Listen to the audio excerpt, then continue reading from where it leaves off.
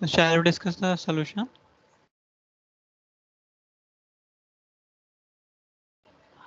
Sure, sure. So before we start, Yes. any queries? So please discuss. If you have any questions, let's take up that first. Otherwise, Aniket will help you with the solution. If there are no more, just you can just go ahead, Aniket. Yeah, so as I already discussed the approach with you, so like we'll be first breaking this complex fraction into simple partial fractions.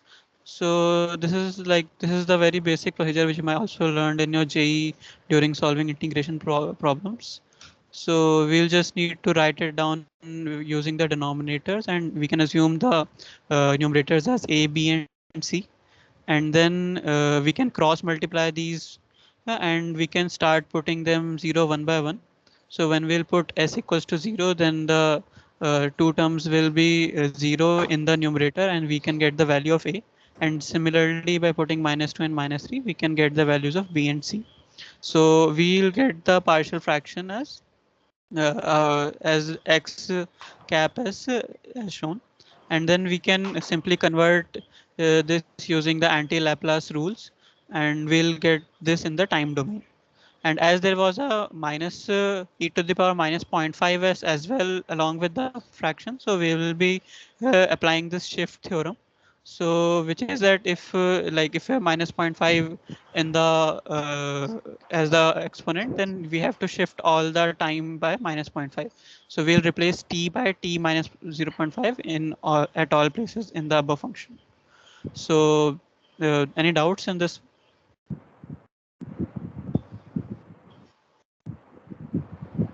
So all of you are requested to solve this on your own. So the key aspect of this is converting things into partial fractions. Okay. Then use the tables. And if there are time domain, so if there are, just go up Aniket, and if there are exponential terms, that has to be dealt with slightly differently. So exponential terms essentially means that it is a delayed time that is being translated into an exponential term. So always if there is an exponential term in the calculation, you keep it aside them, okay, and you do all the inverse transform of the remaining part, and you should understand that this exponential term is as a result of the time delay. So then you, once you have done the transformation of all the remaining terms, then you bring in that exponential term and try to do the time. You represent the delayed time representation, and we'll stop at that point. So it is expected that any of such forms you should be able to do it. Basically, if you are given with a term, you should be able to do this inverse Laplace and come up with the time, what you call that expression. So if there are no more, if there are no more, if you have any comments, we'll wait for.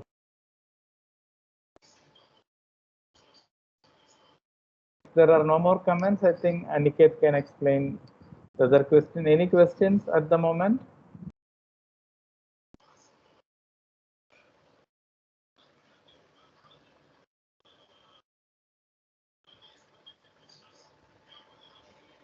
Anyone?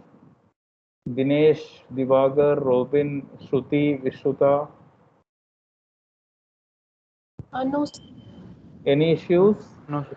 No, If sir. there are no issues, I think Aniket can go to Q2. Yes.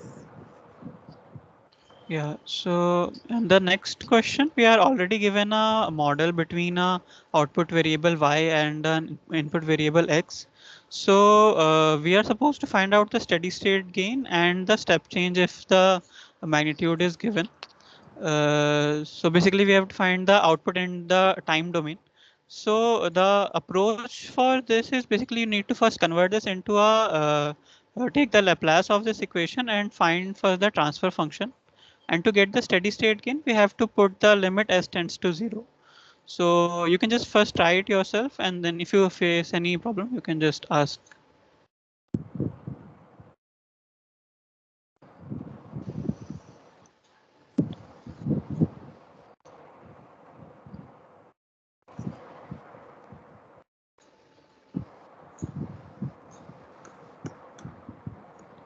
Okay, so here, so this is a similar problem that we have seen again. So you are given with an ODE, okay, and you have been asked to find out the what you call steady state gain. So you know the definition of the steady state gain. It is the rate of change of output by input. Similarly, you have been it's told that you are given with a step change of magnitude 1.5. What is pi t? So first part is converting everything into the Laplace, okay, and the second part is calculate the steady state gain from that, and third is given a step change. What is the value of uh, output? So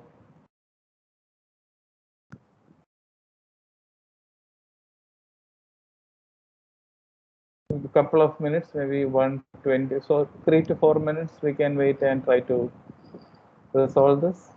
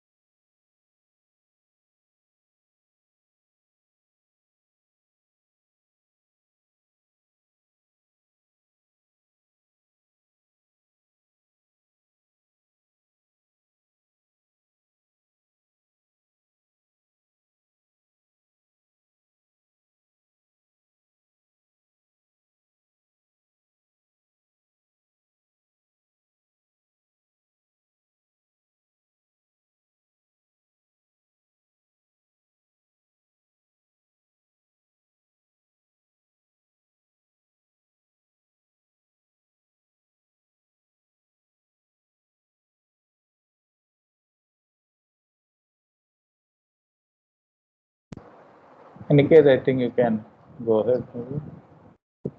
Okay, sir.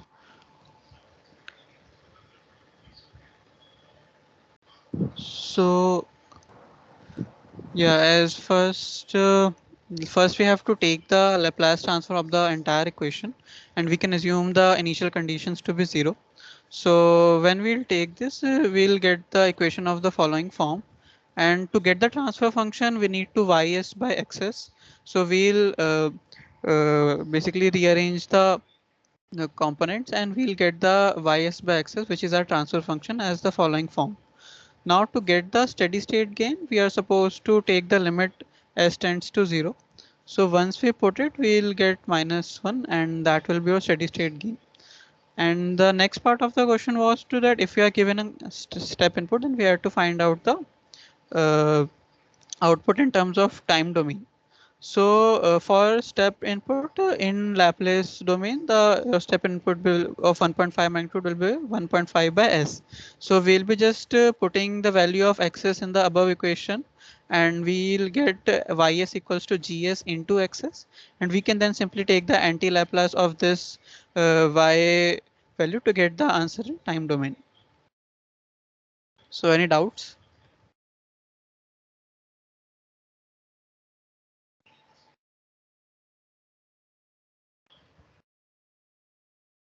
Questions to Aniket?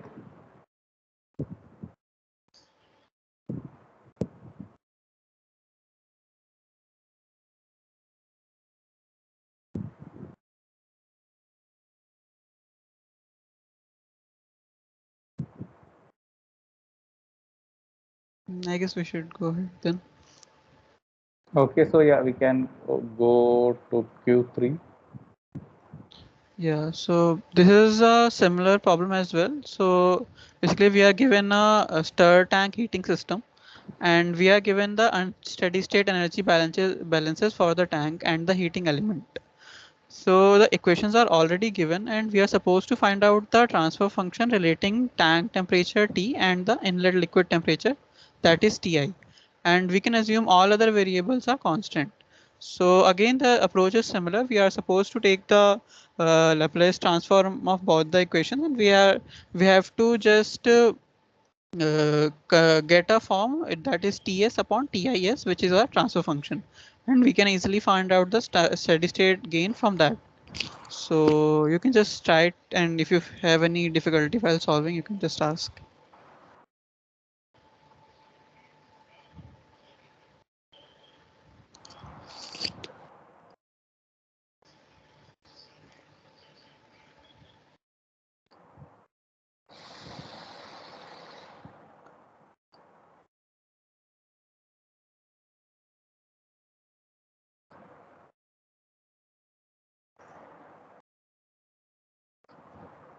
So what you have to do is instead of a real ODE, you're given with a physical system. Okay, so now you will have to convert that into uh,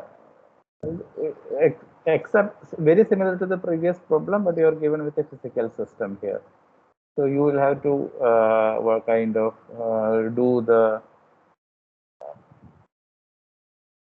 deviation. You have to consider what are the steady state value. Then you have to write everything in the deviation form and do step by step procedure to convert them into Laplace transform. Then you have been asked to find out what is the steady state gain. So same procedure, but you have given the physical system, so you'll have to apply it accordingly. Again, let's wait for 5-6 minutes, maybe 1:35, maybe slightly longer. We'll wait till 1:35. Please Okay, try. okay. Yeah, please try from your end. That's most important. If you just speak, and of course everything will be there, but I think unless you don't attempt by yourself, you don't feel everything. Okay, please try yourself.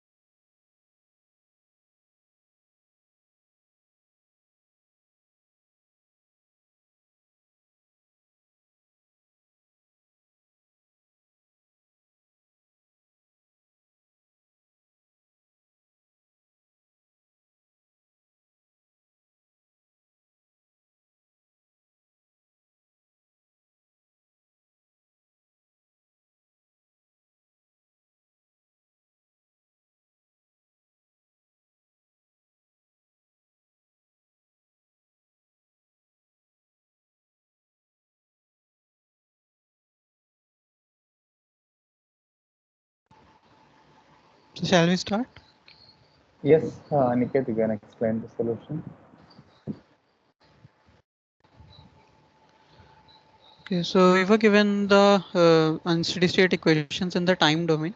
So first we will be converting these variables in terms of derivation variables.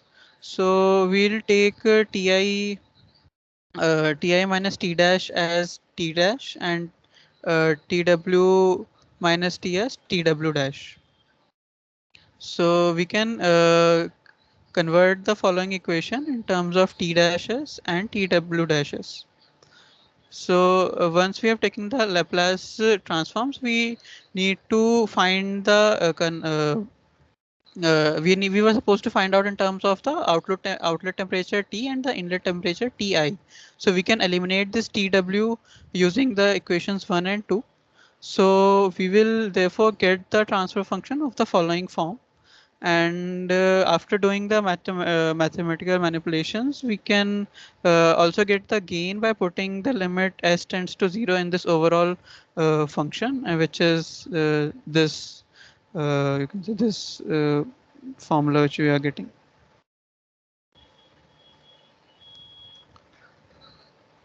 So any doubts? So the key aspect you have to again mention here is you need to have a steady state equation. Okay, then you should be able to convert them into you have to take the difference between the original equation and the steady state equation and convert the variables into the deviation. So can you just zoom it, Aniket? Yeah. So not this one. So the original variable and the steady state. Yes, yes. So now go little up, go up, go up. So this deviation variable is the key. So you see that every variable should have a steady state variable, and you take the difference of that along with this, then you will get variables in the deviation form. Okay, some variables of course would go zero because it's all something is already in the steady state. So Ts minus Ts will go zero. Just go down little bit, and you can what I would say. So that would make things uh,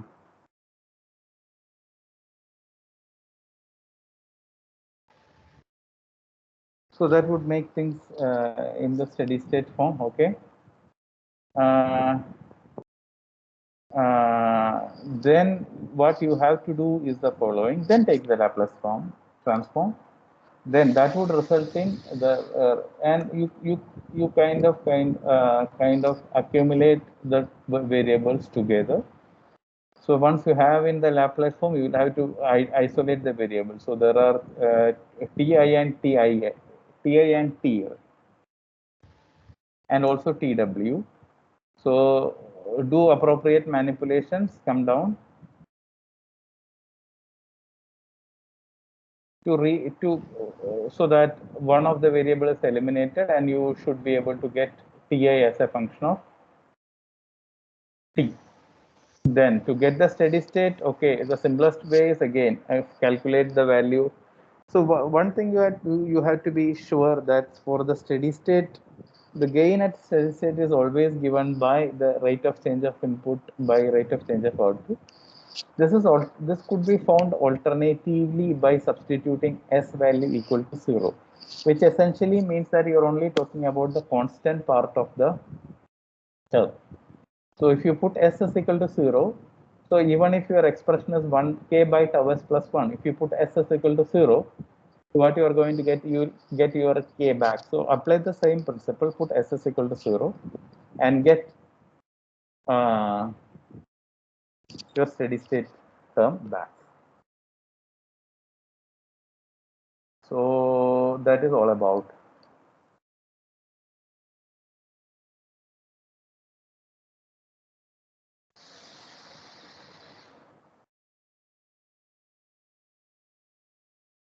So shall we move forward or anyone has any doubts?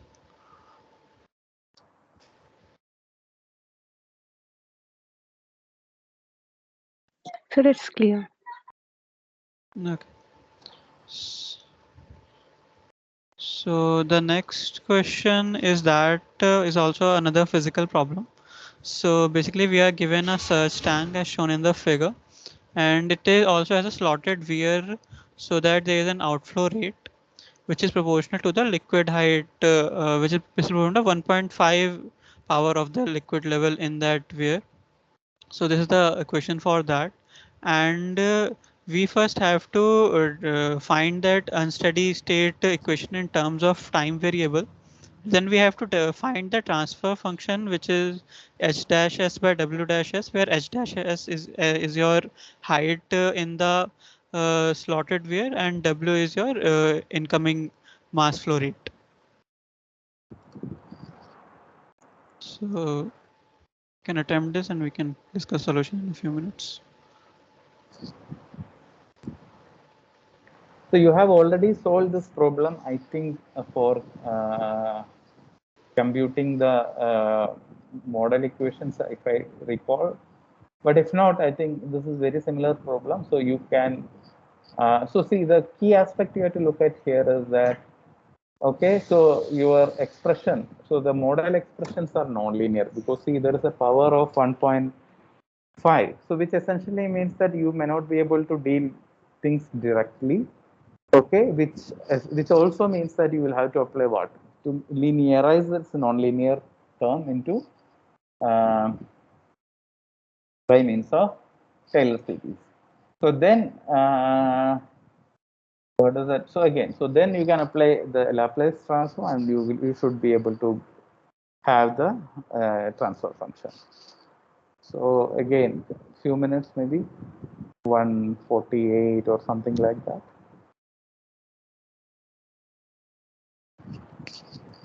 Please attempt. Please try. Please attempt from your side.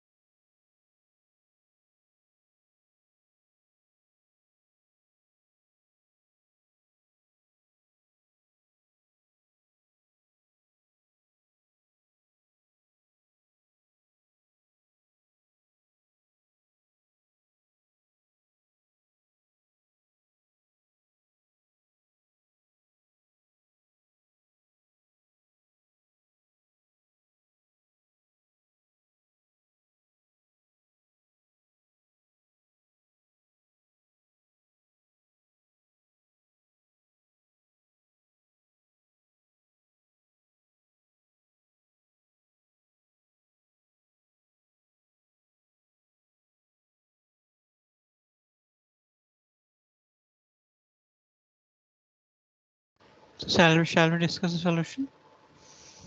Sure, sure. Okay, so yeah, so first thing which we'll need to do, like as you have solved question in the previous two tutorials, so first we'll be developing a unsteady state equation. So for that, in this question, we'll be just doing the material balance. So as we know, rho AH basically AH is a volume and rho into V basically gives you mass. So basically we are dealing in mass flow rates. So dm by dt equals to inlet minus outlet. So we are putting outlet as proportional to R into h to the power 1.5, and then we are just rearranging the terms here. And as this is a non-linear equation, so first we will be using the Taylor series expansion to linearize this. So as we first we'll put it in terms of steady state variable, and then we'll take differential one by one of both the variables. So basically we'll first bracket is your steady state equation, and then we'll first differentiate the whole equation with respect to the w variable, which is your inlet mass flow rate, and so that will give you the second term, and then we'll differentiate the whole right hand side with respect to the h, so we'll get the third term in the expression. So now as we have got the unsteady state equation, and it's also the first equation is itself at steady state, so it will be 0. So we'll be left with only two terms, and then we can take the Laplace transform on both sides again, so which will give us our transfer function as following.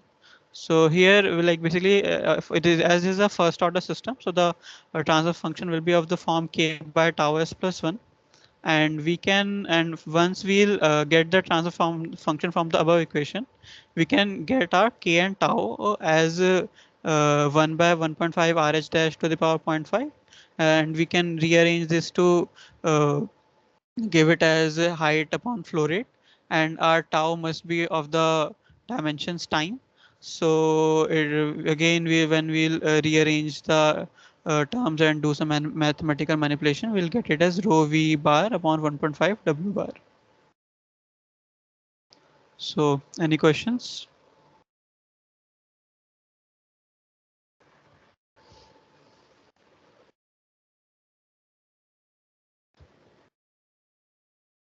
So far, so you can just zoom into the linearization part. That is the key.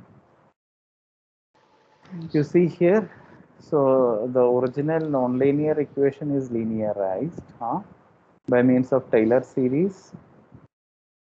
So you know how to apply Taylor series. Then again convert them into the deviation form. Okay, reorganize everything. Okay, then you will have the linearized ODE. Then you apply over the top. You apply the Laplace transform. So any confusion at the moment? No, sir.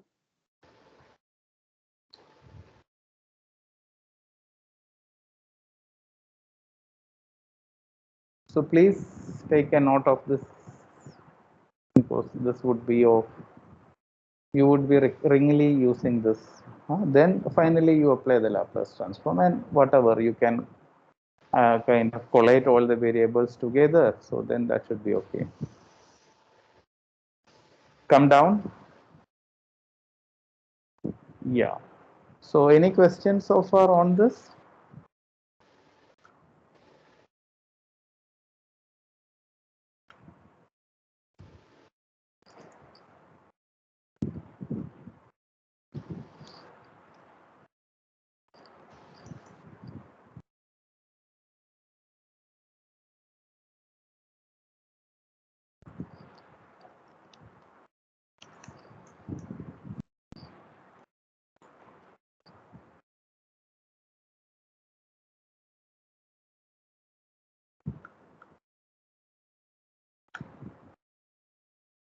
Okay, Aniket, you can go to the last question maybe. Yes.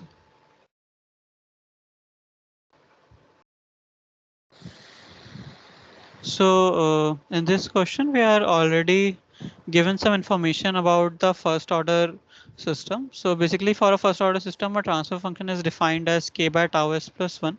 And we are supposed to find out the values of k and tau. So like as this is a temperature to power level transfer function. So we are giving the following information that first there is a stepwise input from 1 to 1.5 kilowatts, and also the initial temperature was at 80 degrees Celsius, and after 4 minutes after changing the power input the temperature rises to 230 degrees Celsius. And then after the 30 minutes there is no change in the temperature, and it is fixed at 280 degrees Celsius. So basically the process has attained the steady state. So now using the knowledge of first order system and using the fact that input step input is given, we have to find out the k and tau for this first order system.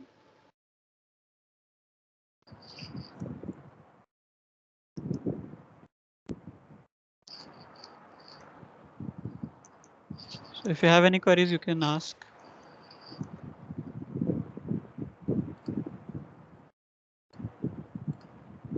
So we shall wait for a couple of minutes, maybe 156 or so. We'll help you with the solution.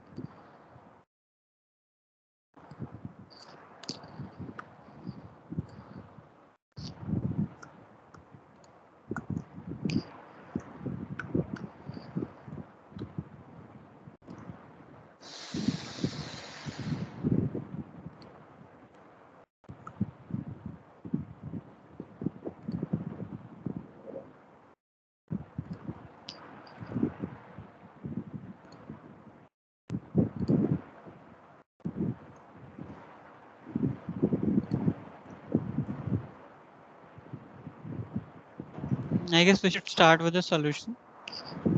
So, so for a step change in input, we'll get the output variable y equation in terms of time domain as the following. So it is a very general equation where k is your steady state gain and m is the magnitude of step input change, and tau is your time constant. So basically, first we are supposed to find out the value of k.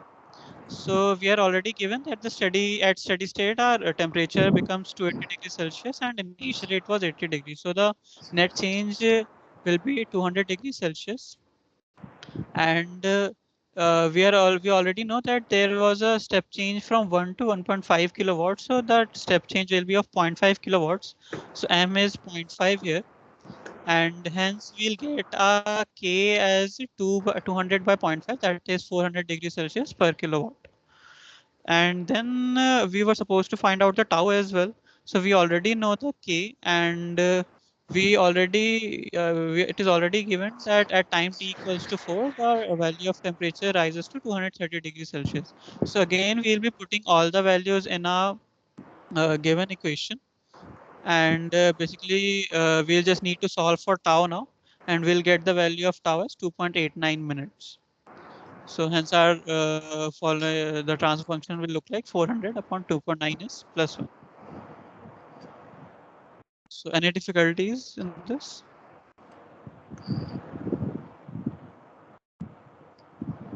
So just go up, Aniket.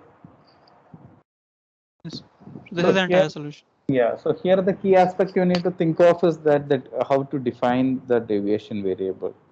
So the deviation variable is with respect to a steady state that you need to think. So other, if you don't put that number, you will not be able to get the absolute value. Y of t is always when you take the inverse Laplace.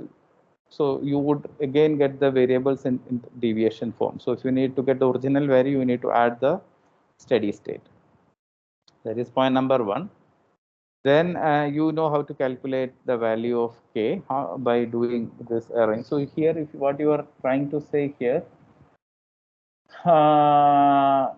so your y steady state value of yt minus y naught is you compute, then km into so then you can always when t is equal to infinity, the exponential term goes 0, then what would be only remaining would be your km. Km is equal to this much, and when you divide the value of m, you would get your k.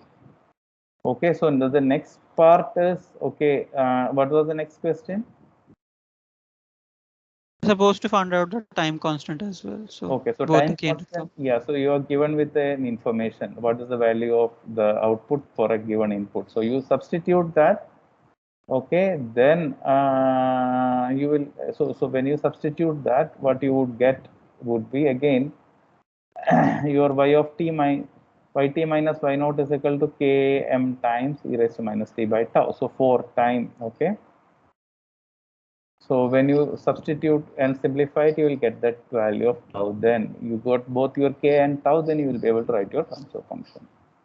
Is this clear? Any doubt at any point of time?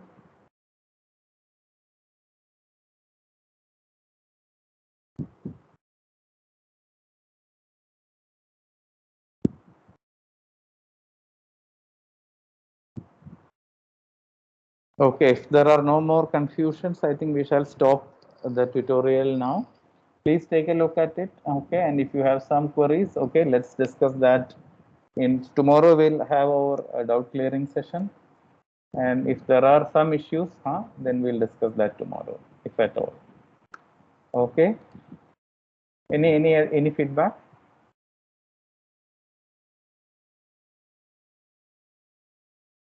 no, sir. Sir, could Aniket sir stay back if possible? I had some doubts in the beginning lectures.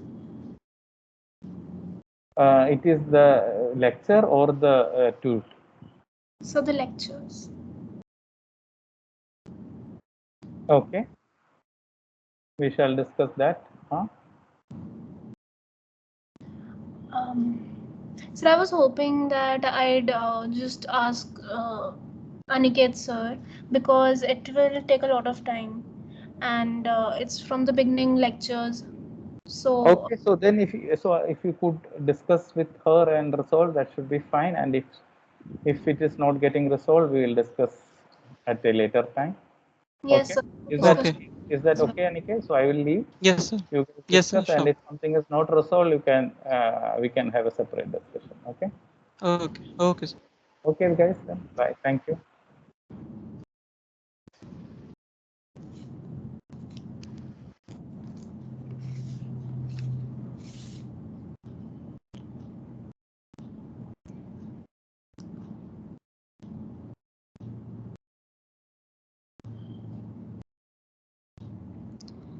Right, sir. So I'll just share my screen. Yeah, yeah.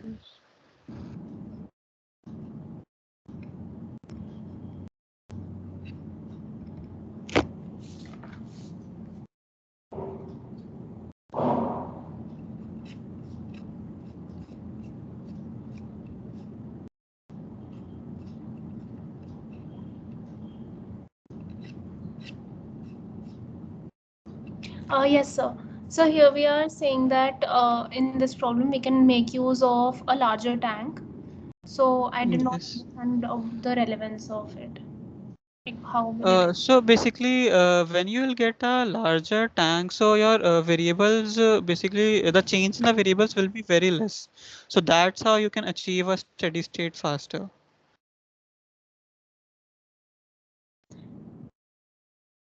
Right, okay. So we can say that the fluctuations will be too less, and hence we won't need to go back and forth too much to control our Yes, yes, variable. exactly. So, but actually, but in like this is just a practical scenario, and we'll like for the so question purposes, we'll not be using this. It was just given in just a practical example. That's it. All right. And sir, here we have some economic incentive graph. So I did not understand what we are doing here. Can you just go back a slide? Was there any context beforehand? Okay, I guess it was not related. I just move to the next slide then. Okay, so basically, I guess the thing which was trying to express here is that if like our average will be closer to the upper limit or the lower limit, then the fluctuations will be lesser. And if we so basically if the fluctuations will be less, we can maintain a process easily. So that's what. So in the second case, if the average is near the limit, so the fluctuation will be less, and it will be easier to manage that process. So because to manage a process, physically we'll be, giving various inputs. Even if let's say it is a temperature, we're maintaining temperature of a certain room in a factory or something like that.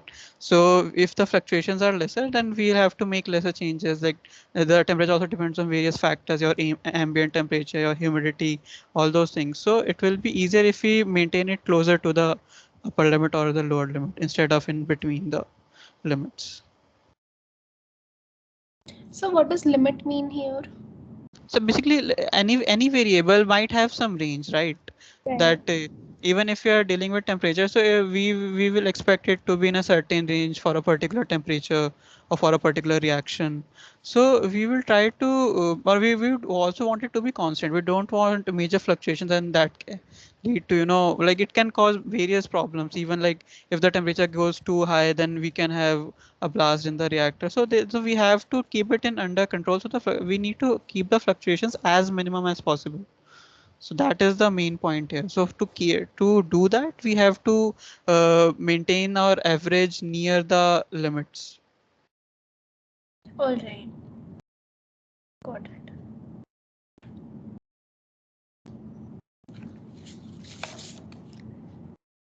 Answer this graph as well. Mm,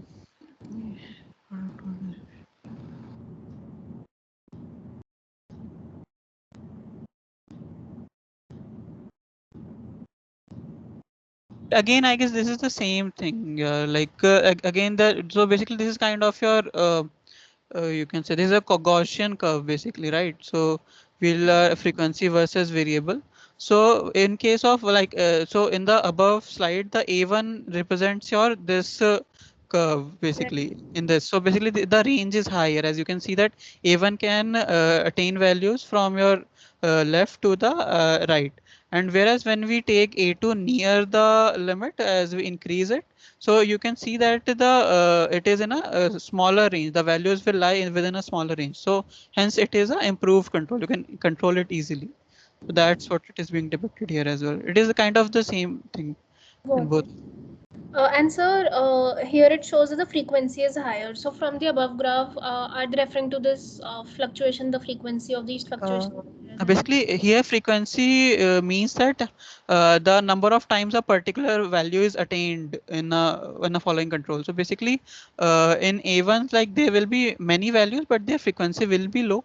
But in A2, as there are limited range, the number of possible values the variable can attain will be the number of values will be low, but its frequency will be high. It can attain the same values again and again due to the shorter range it has. If like you can just think of it as very like if you have let's say 1 to 10, So you can have 1 to 10, and so in that case, yeah, the single values will have lesser frequency. But if you just have 1 to 3, so you have only three values, so their frequency will be higher. You can just take it that as an example. So that is just been depicted. All right. And this product quality constraint, does it stand? I think it stands for the limit. Yes, Uh, exactly. okay.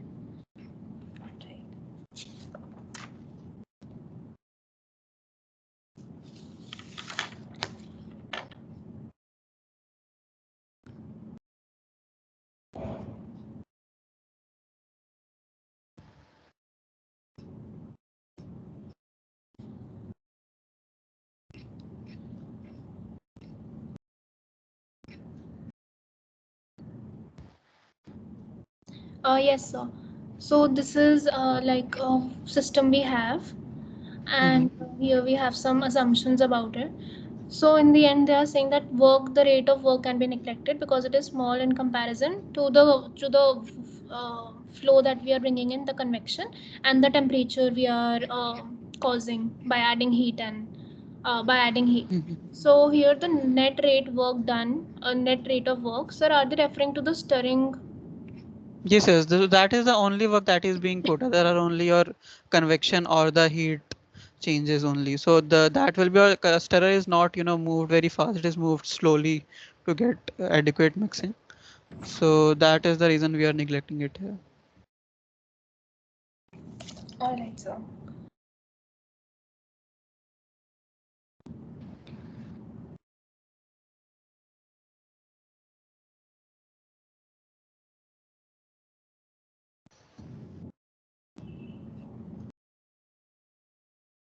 And here shouldn't it be WS? I'll just show you the system.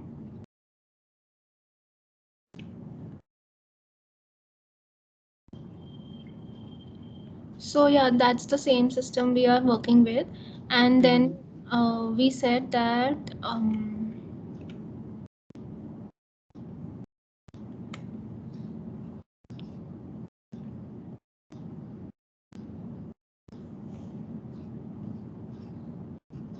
WS is your the amount of steam, I guess. It should be that only mass flow rate of steam into delta HP.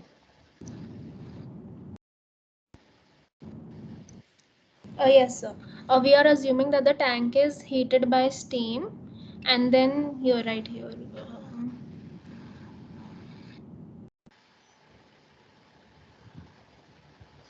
QS is equal to WS into delta HV. Yeah, yeah. So basically, S depicts, I guess, steady state. No, no, just the steam. Heat by steam. Okay, S for steam. Yes, So, sir. so yeah, yeah. So what's your doubt here? And in the slide which you were asking. Right. So here, sir, we were determining what kind of variables we have. So Mhm. instead of it should be WS here, I think, instead of W. I did not understand why sir has written W dash.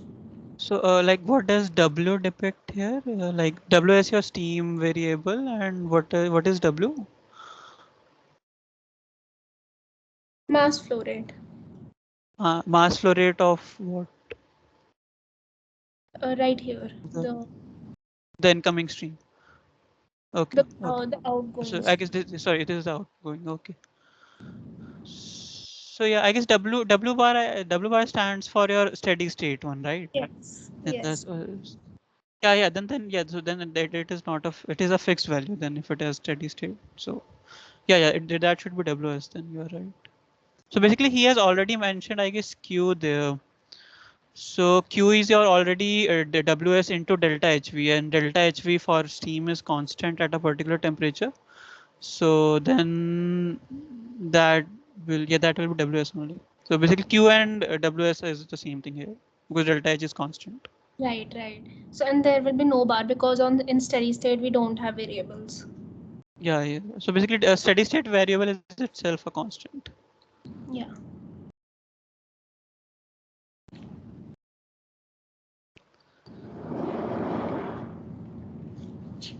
Yeah, Yeah. anything else? Yes, sir.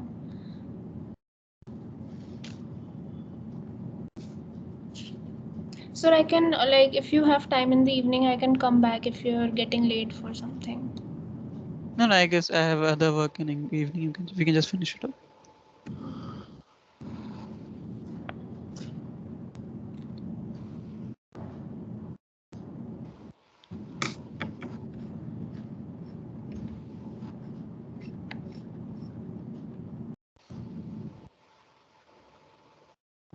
And so for the Laplace transform and so on, should we refer the book because I think we'll have to go over all that again.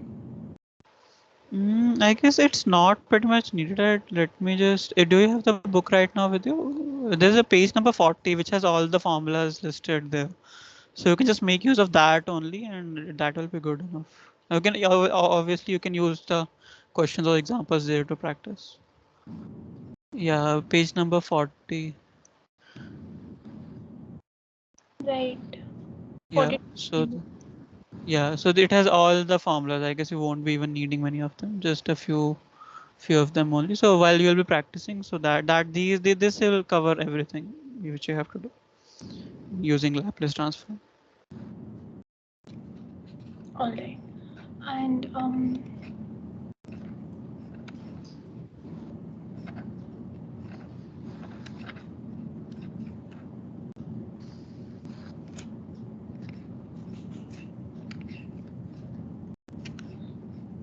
yes, so here we have at initial steady state. Um, so like from the Laplace transform, I understood that we got this form, and then we're Yes, saying that at the initial steady state. So what does initial steady state mean? I guess basically just means steady state here only. That's what I feel because basically we are defining the deviation variable in terms of the steady state variable. So basically your actually the t is basically t minus t dash, right? So Yes. t dash is t minus t dash. So if when at t equals to 0, basically initial steady state means that the initially our system will be in steady state. Then we must have given it some kind of disturbance, then it have attained a new steady state, right? So initial steady state is your t equals to 0 only. Basically, the system will be in some kind of steady state, and then we'll be giving a disturbance, and then it will attain another steady state. So this is like given for the entire course, right? Because this is how systems go in PDC. We first have a steady state and then we go into an unsteady state. So for every like uniformly, we can consider the same thing throughout the course. Yes, yes. So basically, in PDC, we are just solving for the unsteady state part of the problem Right. because, yeah.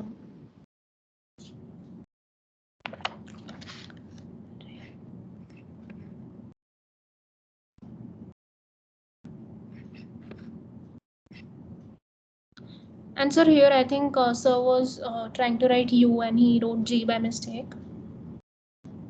Um, yeah, yeah, yeah.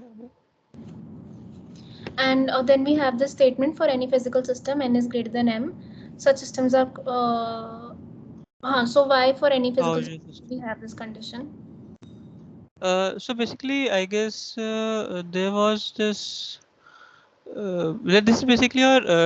This comes from your theory of OD only. That we should have to get a general physical solution. Otherwise, there will be solutions in, I guess, some complex form.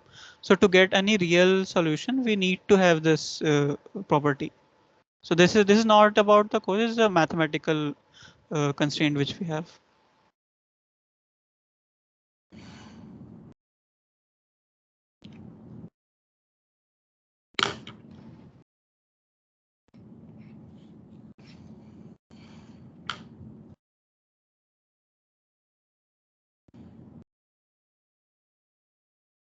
Yes, sir. So here I think we have steady state.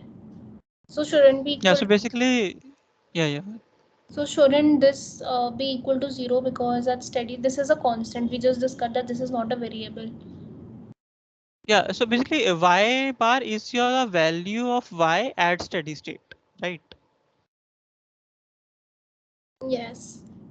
Yeah, so basically we are just defining, so we'll be putting when in the function that y bar and u bar. So basically we are getting dy by dt. Yeah, it should be technically zero. Yeah, you are right. But if we just actually we'll be making it zero eventually anyway. So when we'll take the difference, so that will be d of y minus y bar by dt, and we'll be putting it as so it is actually zero. It is not adding anything to the left hand side. So it will be technically zero only. Okay.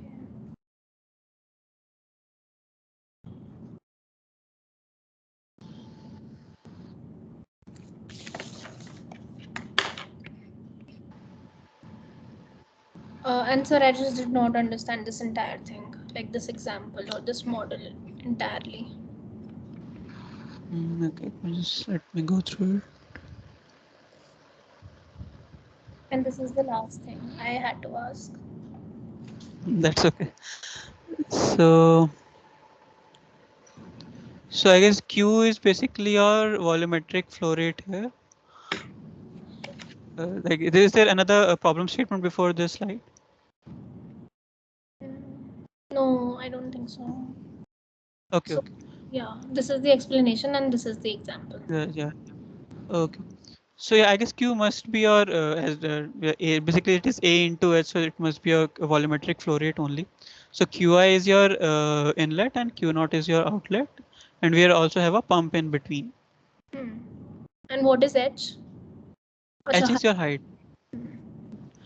Yeah, so basically we are taking Qi bar and Q naught bar at steady state equal to, because at steady state there will be no net change. So your Qi will be equal to input will be equal to output.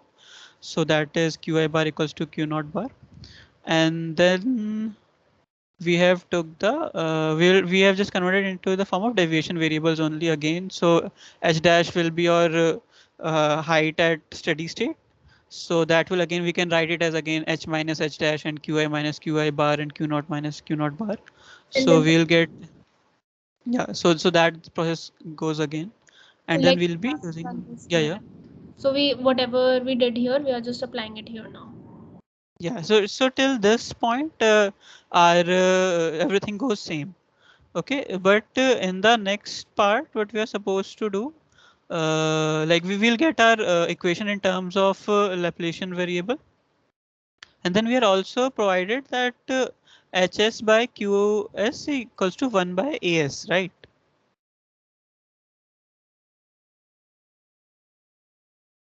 Hello. So where is it? So Like this is given. this is given or is it something we have come to like as a conclusion from Laplace transformation? Yeah. Sorry. Yes. So yeah, this is where we have come to, right? Okay, so we take a Laplace transform and this is what we get. Like Yes. conclusion. And then, yeah, and then we are just rearranging, and we have took Q naught as constant. Okay. So if you have take Q naught as constant, so basically Q naught minus Q naught bar will again be zero. But this should be Q naught, right? Right, This should right. be Q naught. Q This naught. should be Q naught bar will be zero. Q So naught.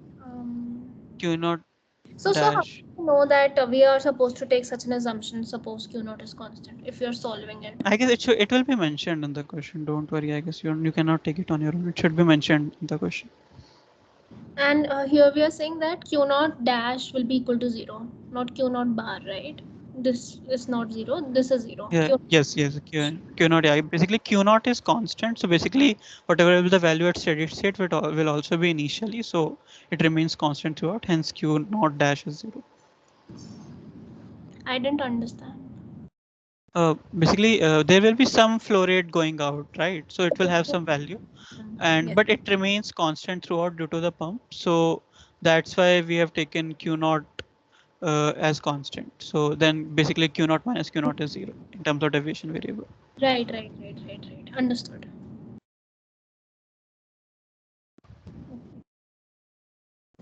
Okay, I guess is there anything else? Yeah, so yeah, this was the linear part. Here comes the non-linear part. If you're not taking it as constant, then how to solve it? So that was the main, I guess, Okay. problem So here. Till here we have done it for the for Q not being constant, and now we are assuming that Q not is not constant. Yes, exactly. Then the nonlinear component comes in here, and then we have to solve further. Okay, and this is a function that we have already been given, that this is how Yeah, it, yeah, that. Yes, yes. This relation is already given to you. Then we have to apply it. and this is Q not again, right? Mm, yes, yes, yes. But here sir has taken Q again, so um, I guess he has just changed the variable maybe. Yeah, so it is Q and Q naught. Basically, Q naught is basically Q naught or QO. So output. Yeah. So that is the same. okay, okay. So How? basically, he's just trying to give a model. What he has done that this is the your question part, and he is in between put in this info how to yeah, like if you are given such functions. So basically, in for such a system, your Q will be 1/r into h dash. So basically, Q is your output and h dash is your input, and 1/r it depicts your basically output by input is your transfer function kind of thing. So it will be if you are giving a resistance, so that will be 1/r. So transfer function gives you the how much conversion for a particular input we are getting the output, and resistance makes the opposite sense of it. So that's why we'll take 1/r of it. And so where we have not done this concept before, right? This resistance concept. He just introduced it here. Yes, yes, Okay.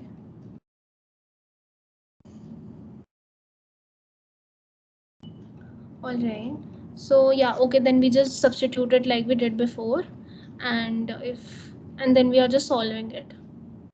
yes. So as this is now this becomes a non-linear equation. So we'll be applying the Taylor series first on the deviation variable, and then we'll proceed further. So if you have any doubt in the mathematical part, you can ask. Who like what does deviation variable mean? So deviation variable again we are redefining a variables in term with respect to a particular value. So generally it is a steady state value. That what we were doing earlier also.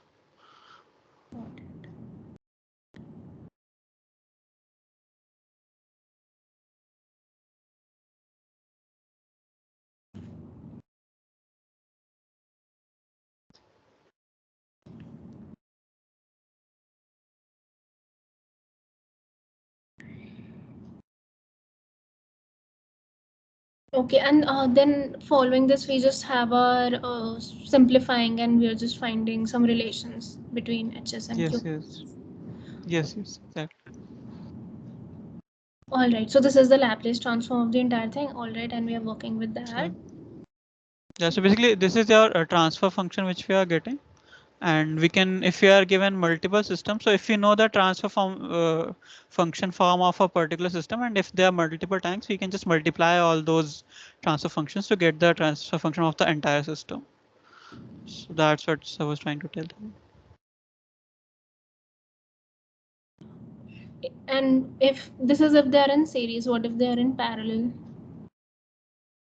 Um, for parallel, I guess it is given. It is the transfer functions are added, I guess. Then it was given in the initial slides. If they are in series, we multiply them. Otherwise, we add them. I just need to confirm in the slide.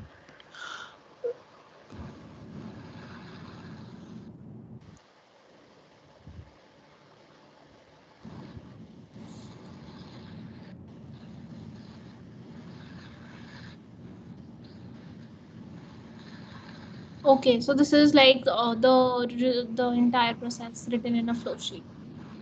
Yeah, yeah. You just get a major overview how to approach the problem every time. You can use this. All right. All right. Thank you, sir. I'll just go through this and I'll do revise my Laplace concepts as well. And tomorrow, when we have the doubt session, I'll ask if you have anything. Yeah, yeah, sure. You can even ask if you're not clarified about a few things. If through me, you can ask the sir as well. He'll respond. Don't worry. So Okay. do you think that he'll be coming tomorrow because he usually doesn't attend on Saturdays? I guess he said this himself, so he'll be coming. Right. Thank you, sir. Okay. Well.